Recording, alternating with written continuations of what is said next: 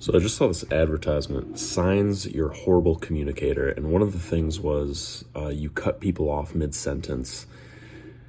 How many of you watching have seen or like grew up with somebody who always like talked over people, cut people off, and they never seem to listen? Or not just grew up with them, like just met people in your life that do that. It's pretty annoying, isn't it? Now, there's actually a different side to that spectrum because I was very shy and quiet growing up.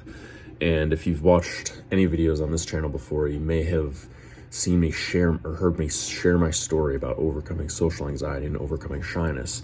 One of the things that I had to do was learn to cut into conversations and to cut people off if they were talking a lot and I wanted to get a word in. You kind of have to elbow your way in sometimes if it's just a one-way conversation and you're a listener, you're just like, person's just talking.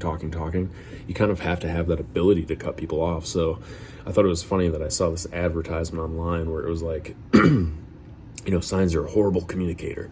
You cut people off mid-sentence, because it's not so black and white, because you could be on that side of the spectrum where you do cut people off all the time and you don't even listen at all.